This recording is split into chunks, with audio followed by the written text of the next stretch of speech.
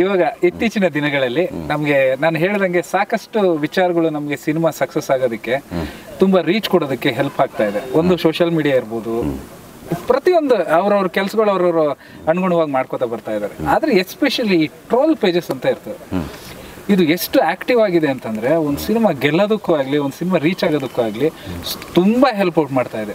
ಅಂಥದ್ರಲ್ಲಿ ಇವಾಗಿನ ಇಂಡಸ್ಟ್ರಿನಲ್ಲಿ ಆ ಬೆಳವಣಿಗೆ ನಿಮ್ಗೆ ಎಷ್ಟು ಒಳ್ಳೇದು ಅನ್ಸುತ್ತೆ? ಅಂದರೆ ನಾವು ಯಾವ ಮೀಡಿಯಮನ್ನು ಹೇಗೆ ಬಳಸ್ಕೋತೀವಿ ಅನ್ನೋದ್ರ ಮೇಲೆ ನಿಂತಿದೆ ಸರ್. ಈಗ ಟ್ರೋಲ್ನ ನಾವು ಪಾಸಿಟಿವ್ ಆಗಿ ಬಳಸ್ಕೊಂಡಾಗ ಅದು ಪಾಸಿಟಿವ್ ಆಗಿ ಕೆಲಸ ಮಾಡುತ್ತೆ. ಅದನ್ನು ಹೆಚ್ಚು ಅದನ್ನು ಟ್ರೋಲ್ ಮಾಡೋದು ಬೇರೆ ಯಾರನ್ನೋ ಅವಮಾನ ಮಾಡಲಿಕ್ಕೋ ಅಥವಾ ಯಾರಿಗೋ ನೋವು ಕೊಡಲಿಕ್ಕೋ ಅಥವಾ ಆ ಥರ ಬಳಸ್ಕೊಂಡಾಗ ಅದು ನೆಗೆಟಿವ್ ಆಗಿ ಹೋಗುತ್ತೆ. ನಾವು ಸೊ ನಮ್ಮ ಇಂಡಸ್ಟ್ರಿಗೆ ಟ್ರೋಲ್ ಪೇಜ್ಗಳು ಬಹಳಷ್ಟು ಕೆಲಸ ಮಾಡಿದ್ದಾವೆ. ಆ ಕೆಲಸ ಇನ್ನಷ್ಟು ಒಳ್ಳೆತನದಿಂದ ಆಗಲಿದೆ. ಅದು ಯಾವುದೇ ಬಯಾಸ್ಡ್ ಇಲ್ಲದೆ, ಅಂದರೆ ಪೂರ್ವಾಗ್ರಹ ಇಲ್ಲದೆ ಟ್ರೋಲ್ ಪೇಜ್ಗಳು ಸೊ ನಮ್ಮ ಕನ್ನಡ ಇಂಡಸ್ಟ್ರಿ, ನಮ್ಮ ನಾಟ್ ಓನ್ಲಿ ಸಿನಿಮಾ, ಅದು ಯಾವುದೇ ಕ್ಷೇತ್ರಕ್ಕೆ ಸಂಬಂಧಪಟ್ಟಂಗೆ ಟ್ರೋಲ್ ಮಾಡೋರು ಅದನ್ನು ಪಾಸಿಟಿವ್ ಆಗಿ ಮಾಡಿದಾಗ ಹೆಚ್ಚು ಹೆಲ್ಪ್ ಆಗುತ್ತೆ ಅಂತ ನನ್ನ ಅಭಿಪ್ರಾಯ ಸರ್. ಸಂಪತ್ ಸರ್ಗೆ ಯಾವ ಟ್ರೋಲ್ ಇಷ್ಟ ಇತ್ತೀಚೆಗೆ ನೋಡ್ದಂಗೆ? ಇವು ನಮಗೆ ಅದನ್ನ ಡಿಸ್ಕ್ಲೋಸ್ ಮಾಡೋದು ಭಾಳ ಕಷ್ಟ ಆಗುತ್ತೆ. ಯಾಕೆ ಅಂತ ಏನಾದ್ರು ಇದೆಯಾ? ಇಲ್ಲ, ಹಂಗಲ್ಲ ಅದು. ಯಾಕೆಂದ್ರೆ ಕೆಲವು ಅದು ಏನಾಗುತ್ತೆ, ನಿಮಗೆ ಟ್ರೋಲ್ ಪೇಜ್ಗಳು ಎಷ್ಟು ಅಲರ್ಟ್ ಆಗಿರ್ತಾರೆ ಅಂತಂದ್ರೆ ಅದನ್ನು ನಡೆಸೋರು, ಅದನ್ನು ನಾವು ಯಾವುದೋ ಒಂದು ಹೇಳ್ತೀವಿ ಅಂತಂದರೆ ಅದನ್ನು ಸುಮ್ಮನೆ ಯಾವುದೋ ಒಂದು ಸೌಂಡನ್ನು ಇಟ್ಕೊಂಡು ಹಾಕೊಂಡು ರುಬ್ತಾ ಇರ್ತಾರೆ. ಸೊ ಹಂಗಾಗಿ ನಮ್ಗೆ ಯಾವುದು ಇಷ್ಟ ಆಯಿತು ಯಾವುದು ಇಷ್ಟ ಆಗಲ್ಲ ಅಂತ ಹೇಳಲ್ಲ ಸರ್. ನಾನು ಒಂದು 2 ಎಕ್ಸಾಂಪಲ್ ಕೊಡ್ತೀನಿ. ಒಂದು ಬೆಳ್ಳುಳ್ಳಿ ಕಬಾಬು, ಹೇಳಿ ಸರ್. ಕರಿಮಣಿ ಮಾಲೀಕ ಒಂದು. ಇವೆರಡರಲ್ಲಿ ಯಾವ್ದು ಇಷ್ಟ ಆಗುತ್ತೆ ನಿಮಗೆ? ಇದು ನೋಡ್ರಿ, ಬೆಳ್ಳುಳ್ಳಿ ಕಬಾಬ್ ಅನ್ನೋದು ಸಿನಿಮಾ ಹಾಡಲ್ಲ ಬಂದ್ಬಿಡ್ತೀವಿ ನೋಡಿ. ಅದು ಯಾವುದೋ ಒಂದು ಟ್ರೋಲ್ ಆಗಿದ್ದು ಒಂದು ಸಿನಿಮಾಗೂ ಹೆಲ್ಪ್ ಆಗುತ್ತದು. ಸೊ ಇದು ಇಷ್ಟ ಆಗುತ್ತೆ, ಇದು ಇಷ್ಟ ಆಗಲ್ಲ ಅಂತಲ್ಲ. ಈಗ ನೋಡ್ರಿ, ಯಾವುದೋ ಒಂದು ಕಾಲದಲ್ಲಿ ಬಂದಂಥ ಹಾಡು ಕರಿಮಣಿ ಮಾಲೀಕ ಅಲ್ಲ ನೀನಲ್ಲ ಅನ್ನೋದು ಇವತ್ತು ಮತ್ತೆ ಎಲ್ಲರೂ ಕೇಳಂಗಾಗಿದೆ. ಈಗ ಒಂದು ಜನ್ರೇಷನ್ಗೆ ಅದು ಹಾಡಿತ್ತೋ ಇಲ್ವೋ ಅನ್ನೋದೇ ಗೊತ್ತಿರೋಕ್ಕೆ ಸಾಧ್ಯ ಇರಲ್ಲ. ಯಾಕೆಂದರೆ ಬೇರೆ ಬೇರೆ ಥರದ್ದು ಮೀಡಿಯಮ್ಗಳು ಜನರನ್ನ ಸೆಳೀತಿರುವಾಗ, ಜನ್ರೇಷನ್ನ ಬೇರೆ ಕಡೆ ತಗೊಂಡೋಗುವಾಗ ಈ ಥರದ್ದೊಂದು ಹಾಡಿತ್ತು ಅನ್ನೋದೇ ಗೊತ್ತಿರಲ್ಲ. ಬಟ್ ಆ ಟ್ರೋಲ್ ಆಗಿದ್ದರಿಂದ ಆ ಹಾಡನ್ನು ನೀವು ನೋಡಿ ಕಾರಲ್ಲಿ ಹೋಗುವಾಗ ಒರಿಜಿನಲ್ ಹಾಡನ್ನು ಹಾಕೊಂಡು ಕೇಳ್ತಿರ್ತಾರೆ, ಈ ಟ್ರೋಲ್ ಆಗಿದ್ದರಿಂದ. ಬಟ್ ಅದರಿಂದ ಅನಾಹುತಗಳು ಆಗಿರ್ತವಲ್ಲ, ಅದಾಗಬಾರ್ದು ಅಂತ ನನ್ನ ಕಾಳಜಿ ಸರ್. ಸಿನಿಮಾದಲ್ಲಿ ಏನೇನಿದೆಯೋ ನಾವು ಸಿನಿಮಾದಲ್ಲಿ ನೋಡೋಕ್ಕಾದ್ರೆ ಟ್ರೇಲರ್ನಲ್ಲಿ ಅದ್ಭುತವಾಗಿ ಪ್ರೆಸೆಂಟೇಷನ್ ಕೊಟ್ಟಿದ್ದಾರೆ. ಏನೇನು ಸಿಗ್ಬೋದು, ಏನೇನು ಸಿಗಲ್ಲ ಅನ್ನೋದೆಲ್ಲ ಕಂಪ್ಲೀಟಾಗಿ ತೋರಿಸ್ಬಿಟ್ಟಿದ್ದಾರೆ.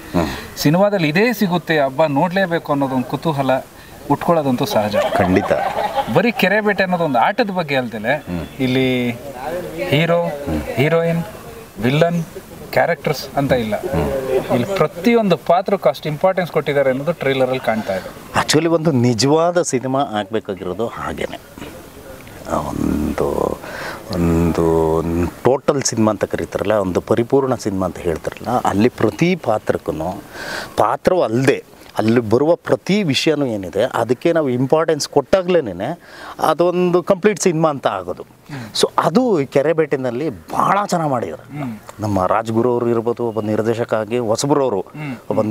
ಆಗಿ ಅವರು ತಗೊಂಡಿರೋ ಆ ಚಾಲೆಂಜ್ ಇರ್ಬೋದು, ಅಥವಾ ಅದಕ್ಕೆ ಸಪೋರ್ಟಿವ್ ಆಗಿ ನಿಂತಿದ್ದ ನಮ್ಮ ಗೌರಿಶಂಕರ್ ಹೀರೋ ಪ್ರೊಡ್ಯೂಸರ್ ಅವರು, ಸೊ ಅದಕ್ಕೆ ಸಪೋರ್ಟ್ ಮಾಡಿದ್ದಿದೆಯಲ್ಲ ಅದು. ಸೊ ಈ ಎಲ್ಲ ಒಟ್ಟಾರೆ ಈ ಶ್ರಮ ಮತ್ತು ಈ ಕನಸು ಈ ಸಿನಿಮಾದಲ್ಲಿ ಎದ್ದು ಕಾಣುತ್ತದು. ಟ್ರೇಲರ್ಸ್ ಅಲ್ಲಿ ನಾನು ಹೇಳ್ದಂಗೆ ಸಾಕಷ್ಟು ಅಂಶ ಇದೆ. ಆಟ ಬಿಟ್ರೆ ಮಿಕ್ಕಿದ್ದು ತುಂಬಾ ತೋರಿಸಿದ್ದಾರೆ. ಇಲ್ಲಿ ಹೀರೋನ ನಾನು ಹೀರೋ ಅಂತ ಹೇಳ್ತಲ್ಲ, ಆ ಪಾತ್ರ ನಿಭಾಯಿಸಿರುವಂತಹ ಒಬ್ಬ ವ್ಯಕ್ತಿ ಒಂದೇ ಆಯಾಮದಲ್ಲಿ ಇರಲ್ಲ, ಸಾಕಷ್ಟು ಆಯಾಮಗಳಿಗೆ ಹೋಗ್ತಾ ಇದೆ. ಯಾಕೆ ಹಾಗೆ ಅಂತಂದ್ರೆ ಮನುಷ್ಯ ಒಂದೇ ಆಯಾಮದಲ್ಲಿ ಇರಲ್ವಲ್ಲ. ಈಗ ನಾನು ಕೂಡ ಒಂದೇ ಆಯಾಮದಲ್ಲಿ ಇರಲ್ಲ ನನ್ನ ಬದುಕಲ್ಲಿ, ನಿಮ್ಮ ಬದುಕಲ್ಲಿ ನೀವು ಕೂಡ ಒಂದೇ ಆಯಾಮದಲ್ಲಿ ಇರಲ್ಲ. ಪ್ರತಿಯೊಬ್ಬ ಮನುಷ್ಯನೂ ಒಂದೇ ಆಯಾಮದಲ್ಲಿ ಇರೋದಕ್ಕೆ ಸಾಧ್ಯವೇ ಇಲ್ಲ. ಯಾಕೆಂದರೆ ಅವನಿಗೆ ಬರೋ ಪರಿಸ್ಥಿತಿಗಳು, ಅವನು ಎದುರಾಗುವ ವಿಷಯಗಳಿಗೆ, ಅವನು ಮುಖಾಮುಖಿಯಾಗುವ ಸವಾಲುಗಳಿಗೆ ಸೊ ಅವನು ಬದಲಾಗ್ತಾನೆ ಹೋಗ್ತಾನೆ. ಸೊ ಹಾಗಾಗಿ ಒಂದೇ ಆಯಾಮದಲ್ಲಿ ಯಾವ ಪಾತ್ರವೂ ಇರೋದಕ್ಕೆ ಸಾಧ್ಯ ಇಲ್ಲ. ಸೊ ನೀವು ಸಿನಿಮಾ ಸಲುವಾಗಿ ಹೀರೋ ಅಂತಂದ್ರೆ ಅವನು ಮೊದಲಿಂದ ಶುರುವಾಗಿ ಕಡೆವರೆಗೂ ಒಂದೇ ಆಯಾಮದಲ್ಲಿ ಇರೋದು, ಅದು ನಿಮಗೆ ಫಿಕ್ಷನ್ನು, ಒಂದು ಕಲ್ಪನೆ ಅದನ್ನು. ಬಟ್ ಸಹಜವಾಗಿ ಹಂಗಿರಲ್ವಲ್ಲ. ಸೊ ಹಾಗಾಗಿ ಈ ಸಿನಿಮಾದಲ್ಲಿ ಹೀರೋನ ಬಹಳ ಸಹಜವಾಗಿ ಅವನು ಯಾವ್ಯಾವ ಆಯಾಮಕ್ಕೆ ತನ್ನನ್ನು ತಾನು ತೆರ್ಕೊಳ್ಳೋದಕ್ಕೆ ಸಾಧ್ಯ ಇದೆ ಅವನ್ನೆಲ್ಲ ತೋರಿಸ್ತಾ ಹೋಗಿದ್ದಾರೆ ಸರ್ ಅದು. ಟ್ರೈಲರ್ ಅದ್ಭುತವಾಗಿ ತೋರಿಸ್ತಾ ಇದ್ದಾರೆ ಸರ್. ಅವ್ರು ಆಕ್ಚುಲಿ ಒಬ್ಬ ಹಳ್ಳಿನಲ್ಲಿ ಇರುವಂತ ನಾರ್ಮಲ್ ವ್ಯಕ್ತಿನೋ ಅಥವಾ ಹುಡುಗನೋ, ಆ ಒಂದು ಹುಡುಗಾಟಿಕೆ ಅನ್ನೋದು ಇರುತ್ತೆ, ಒಂದು ಸೀರಿಯಸ್ ಪಾತ್ರ ಇರುತ್ತೆ, ಒಂಥರ ರಗಡ್ ಕ್ಯಾರೆಕ್ಟರ್ ಕೂಡ ಇದೆ, ಅದರಲ್ಲಿ ನಿಮ್ಮ ಪಾತ್ರ ಸಡನ್ ಆಗಿ ಬಂದು ಹೋಗುವಂಥದ್ದು ಕೂಡ ತೋರಿಸ್ತಾ ಇದ್ದಾರೆ. ಸೊ ಓವರ್ ಆಲ್ ಆಗಿ ಸಿನಿಮಾ ಬಗ್ಗೆ ನಿಮ್ಮ ಅನುಭವ? ಅಂದರೆ ನಿಮಗೆ ನನಗೆ ಒಂದು ವಿಶೇಷ ಅನಿಸಿದ್ದೇನು ಅಂತಂದರೆ, ಯಾವುದೇ ಪಾತ್ರವನ್ನು ಕೂಡ ಒಂದು ಚೌಕಟ್ಟಿಗೆ ಒಳಗೆ ಮಾಡದೆ, ಒಂದು ಚೌಕಟ್ಟಿಗೆ ಸಿಕ್ಕಾಕದೆ, ಆಯಾ ಸಿಚುಯೇಷನ್ಗೆ ರಿಯಾಕ್ಟ್ ಹೇಗೆ ಮಾಡುತ್ತೆ ಪ್ರತಿ ಪಾತ್ರ ಅನ್ನೋದನ್ನ ಈ ಸಿನಿಮಾದಲ್ಲಿ ಒಂದು ಸಣ್ಣ ಪಾತ್ರದಿಂದ ಹಿಡಿದು ದೊಡ್ಡ ಪಾತ್ರ ಅಂತ ಏನು ಕರೀತಾರಲ್ಲ ಅಲ್ಲಿವರೆಗೂ ಕಟ್ಟಿರೋ ಮೆಥಡ್ಡು ನನಗೆ ಭಾಳ ಇಷ್ಟ ಆಗಿತ್ತು. ಸೊ ಆಮೇಲೆ ಇದರ ಅನುಭವ ಇಡೀ ಪೂರ್ತಿ ನಡೆದಿದ್ದು ಮಲೆನಾಡು ಭಾಗದಲ್ಲಿ ಶೂಟಿಂಗು ಅದನ್ನು. ಸೊ ಹಂಗಾಗಿ ಆ ಭಾಗ ಅಂದರೆ ನಿಮಗೆ ಸಿಗಂದೂರು ಕೇಳಿದಿರಲ್ವ, ತುಮ್ರಿ, ಸಿಗಂದೂರು, ಸುಳ್ಳಹಳ್ಳಿ ಆ ಭಾಗದ ಅಲ್ಲಿ ಶೂಟಿಂಗ್ ಆಗಿತ್ತು. ಮತ್ತು ಅದು ಬಿಟ್ಟರೆ ಶಿಕಾರಿಪುರ, ಆನವಟ್ಟಿ ಈ ಕಡೆಗೆಲ್ಲ ಶೂಟಿಂಗ್ ಮಾಡಿದ್ರು. ಸೊ ನಮಗೆ ಶೂಟಿಂಗ್ ಹೋದಾಗ ಅಲ್ಲಿನ ಕಲ್ಚರು ಅಂದರೆ ಆಲ್ರೆಡಿ ನನಗೊಂದಷ್ಟು ಓಡಾಡಿ ಅಲ್ಲಿದ್ದು ಗೊತ್ತಿದ್ದರಿಂದ ಸ್ವಲ್ಪ ಸ್ಟಡಿ ಮಾಡಿದ್ದರಿಂದ ಆ ಶೂಟಿಂಗ್ ಟೈಮಲ್ಲಿ ಇನ್ನಷ್ಟು ಅಲ್ಲಿನ ಕಲ್ಚರ್ ಜೊತೆಗೆ, ಅಲ್ಲಿನ ಜನರ ಜೊತೆಗೆ, ಅವ್ರ ಭಾಷೆಯ ಜೊತೆಗೆ, ಅಂದರೆ ನಿಮಗೆ ಪ್ರತಿ 50 ಕಿಲೋಮೀಟರ್ಗೆ ಭಾಷೆಯ ಆ ಸ್ಲ್ಯಾಂಗ್ ಬದಲಾಗ್ತಾ ಹೋಗುತ್ತಲ್ಲ, ಆ ಸ್ಲ್ಯಾಂಗ್ ಜೊತೆಗೆ ಎಂಜಾಯ್ ಮಾಡಿಕೊಂಡು ಅಲ್ಲಿನ ಫುಡ್ಡನ್ನ ಎಂಜಾಯ್ ಮಾಡಿಕೊಂಡು, ಆಮೇಲೆ ನಿಮಗೆ ಪ್ರತಿ 50 ಕಿಲೋಮೀಟರ್ಗೂ ಮಣ್ಣಿನ ಬಣ್ಣ ಬದಲಾಗುತ್ತೆ, ಅದರ ಗಮಲು ಬದಲಾಗುತ್ತೆ. ಸೊ ಅದನ್ನೆಲ್ಲ ಎಂಜಾಯ್ ಮಾಡಲಿಕ್ಕೆ ಕೆರೆಬೇಟೆ ಅವಕಾಶ ಮಾಡಿಕೊಡ್ತಾರೆ. ಸರ್, ಈಗ ಸಿನಿಮಾದಲ್ಲಿ ಕಂಪ್ಲೀಟ್ ಆಗಿ ಹೋಗೋದಾಯ್ತು ಅಂತಂದ್ರೆ ಭಾಷೆ ಡಿಫ್ರೆಂಟ್ ಆಗಿತ್ತು. ನೀವು ಹೇಳ್ದಂಗೆ 50 ಕಿಲೋಮೀಟರ್ಗೆ ನೀವು ಯಾವ ರೀತಿ ತೊಡಗಿಸ್ಕೊಂಡ್ರಿ ನಿಮ್ಮ ಈ ಪಾತ್ರಕ್ಕೆ ಅಥವಾ ಭಾಷೆಗೆ, ಅಥವಾ ನಿಮ್ಮದೇ ಒಂಥರ? ಅಂದರೆ ಭಾಷೆ ನನ್ನ ಪಾತ್ರಕ್ಕೆ ಎಸ್ಪೆಷಲಿ ಅದು ಪೊಲೀಸ್ ಆಫೀಸರ್ ಕ್ಯಾರೆಕ್ಟರ್ ಆಗಿರೋದ್ರಿಂದ, ಪೊಲೀಸ್ ಆಫೀಸರ್ ಎಲ್ಲಿಂದ ಬೇಕಾದರೂ ಯಾವ ಭಾಗಕ್ಕೆ ಬೇಕಾದರೂ ಟ್ರಾನ್ಸ್ಫರ್ ಆಗೋದ್ರು, ಹಾಗಾಗಿ ನನ್ನ ಭಾಷೆನ ನ್ಯೂಟ್ರಲ್ ಆಗಿ ಇಟ್ಟಿದ್ದಾರೆ.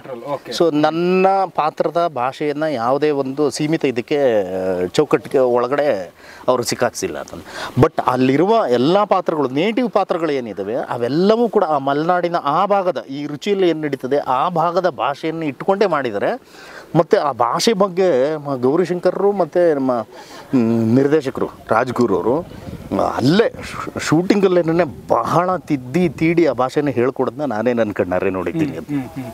ಸರ್, ಓವರ್ ಆಗಿ ಎಕ್ಸ್ಪೀರಿಯನ್ಸ್ ಅನ್ನೋದಕ್ಕಿಂತ ಒಬ್ಬ ಹೊಸ ನಿರ್ದೇಶಕ, ನೀವು ಇಷ್ಟು ವರ್ಷ ಇಂಡಸ್ಟ್ರಿನಲ್ಲಿ ಆಮೇಲೆ ರಂಗಭೂಮಿನಲ್ಲಿ ಕೆಲಸ ಮಾಡಿದಂಥವ್ರು, ನಾಟಕ ಮಾಡಿದಂಥವ್ರು, ಪ್ರತಿಯೊಂದು ಈ ಒಂದು ನಮ್ಮ ಸಂಸ್ಕೃತಿನಲ್ಲಿ ರಾಯಭಾರಿಯಾಗಿ ನಿಂತ್ಕೊಂಡಂಥ ನೀವು ಹೊಸ ಕಲಾವಿದರು ಅಥವಾ ಹೊಸ ನಿರ್ದೇಶಕರು ಬಂದಾಗ ಅವ್ರ ಬಗ್ಗೆ ಹೇಳೋದಾದರೆ, ಈ ಸಿನಿಮಾ ಡೈರೆಕ್ಟರ್ ಬಗ್ಗೆ ಸಾಕಷ್ಟು ಜನ ಡೈರೆಕ್ಟರ್ಗಳ ಜೊತೆ ಕೆಲಸ ಮಾಡ್ತಾರೆ. ಹೌದು, ನಾನೊಬ್ಬ ಕಲಾವಿದ ಆಗಿ ನನಗೆ ಅದು ಎಲ್ಲ ಡೈರೆಕ್ಟ್ರನ್ನೂ ಒಂದೇ ಥರ ನೋಡ್ತೀನಿ. ಯಾಕೆಂದರೆ ಅವರು ಆ ಸೀಟ್ಗೆ ಹೋಗಿ ಕೂತ ಮೇಲೆ ಅವರು ನಮಗೆ ನಿರ್ದೇಶಕರೇ, ಅವರು ನಮಗಿಂತ ವಯಸ್ಸಲ್ಲಿ ಚಿಕ್ಕವ್ರು ಇರಲಿ ದೊಡ್ಡವ್ರು ಇರಲಿ, ಅವ್ರಿಗೆ ಅನುಭವ ಇರಲಿ ಇಲ್ದಿರೋ ಹೋಗಲಿ ಇಲ್ಲ ಅಂತ ಹೇಳೋಕ್ಕಾಗಲ್ಲ. ಯಾಕೆಂದರೆ ಒಂದು ಸಿನಿಮಾ ಮಾಡಲಿಕ್ಕೆ ಬಂದು ಕೂತ್ಕೊಳ್ತಾರೆ ಅಂತಂದ್ರೆ ಅವ್ರದ್ದೇ ಆದ ಅನುಭವಗಳು ಇರ್ತವೆ. ಅದನ್ನು ಅವ್ರು ಒಂದು ಕ್ಯಾನ್ವಾಸ್ ಮುಂದೆ ಇಟ್ಕೊಂಡು ಕೂತಿರ್ತಾರೆ, ಸಿನಿಮಾ ಅನ್ನುವ ಕ್ಯಾನ್ವಾಸ್ನ ಮುಂದೆ ಇಟ್ಕೊಂಡು ಕೂತಿರ್ತಾರೆ ಅಂತಂದರೆ ಇಷ್ಟದು ಬೇರೆ ಲೆವೆಲಲ್ಲೇ ಇರ್ತಾರೆ ಅದನ್ನು. ಬಟ್ ಇಲ್ಲಿ ನಮ್ಮ ರಾಜ್ಗುರು ಅವ್ರದ್ದು ವಿಶೇಷ ಏನಂತಂದರೆ, ಒಂದು ನೇಟಿವ್ ಕಥೆಯನ್ನು ಕಮರ್ಷಿಯಲ್ ಇದಕ್ಕೆ ಒಗ್ಸೋದು ಭಾಳ ಕಷ್ಟ ಇದೆ ನಮ್ಮಲ್ಲಿ. ಈ ನಿಮಗೆ ಕಾಂತಾರ ಹಂಗಾಯಿತು, ನಿಮಗೆ ತಿಥಿ ಹಂಗಾಯಿತು, ಬೆಲ್ಬಾಟಮ್ ಹಂಗಾಯಿತು. ಸೊ ಎಲ್ಲರೂ ಹಾಗೆ ಮಾಡ್ತಾರೆ ಅಂತ ಹೇಳೋಕ್ಕಾಗಲ್ಲ ಅದನ್ನ.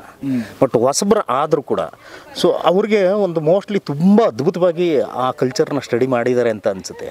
ಹಾಗಾಗಿ ಪ್ರತಿ ಡೀಟೈಲನ್ನು ನೀಟಾಗಿ ಅವರು ಶೂಟ್ ಮಾಡ್ತಾ ಬಂದರು. ಅದನ್ನ ಪ್ರತಿ ಪಾತ್ರದ ಅದರ ಮ್ಯಾನರಿಸಮ್ಮು, ಅದರ ಬಾಡಿ ಲ್ಯಾಂಗ್ವೇಜು ಎಲ್ಲವನ್ನೂ ಕೂಡ ಅವ್ರು ಎಷ್ಟು ನೀಟಾಗಿ ಹೇಳ್ತಿದ್ರು. ಅಂದರೆ ಒಬ್ಬ ಹೊಸ ನಿರ್ದೇಶಕ ಅಂದರೆ ಪ್ರಾಮಿಸಿಂಗ್ ಅಂತ ಹೇಳ್ತಾರಲ್ಲ, ಆ ಥರ ಒಬ್ಬ ಪ್ರಾಮಿಸಿಂಗ್ ಡೈರೆಕ್ಟರ್ ಆಗಿ ನಮ್ಮ ರಾಜ್ಗುರು ಅವರು ನಮಗೆ ಕನ್ನಡದಲ್ಲಿ ಒಬ್ಬರು ಸಿಕ್ಕಿದ್ದಾರೆ ಅಂತ ಹೆಮ್ಮೆಯಿಂದ ಹೇಳ್ತೀನಿ ನಾನು. ಓಕೆ ಸರ್, ಫೈನಲಿ ಈ ಕೆರೆಬೇಟೆ ಬಗ್ಗೆ ಏನು ಹೇಳಕ್ಕೆ ಇಷ್ಟಪಡ್ತೀರ ನಮ್ಮ ಆಡಿಯನ್ಸ್ಗೆ? ಸೊ ಎಲ್ಲ ಪ್ರೇಕ್ಷಕ ದೊರೆಗಳಿಗೆ ನಮಸ್ಕಾರಗಳನ್ನು ತಿಳಿಸ್ತಾ, ದಯಮಾಡಿ ಇದು ನಮ್ಮ ನೆಲದ ಒಂದು ಅದ್ಭುತವಾದ ಕಥೆ ಇರುವಂಥ ಸಿನಿಮಾ ಕೆರೆಬೇಟೆ. ಇದೇ ಮಾರ್ಚ್ 15ನೇ ತಾರೀಕು ಕರ್ನಾಟಕದಾದ್ಯಂತ ಬಿಡುಗಡೆ ಆಗ್ತಿದೆ. ತಾವೆಲ್ಲರೂ ಥಿಯೇಟ್ರಿಗೆ ಬಂದು ನೋಡೋದ್ರ ಮುಖಾಂತರ ಈ ಸಿನಿಮಾನ ಗೆಲ್ಲಿಸ್ಬೇಕು ಅಂತ ಕೇಳ್ಕೊಳ್ತೀನಿ. ಧನ್ಯವಾದಗಳು.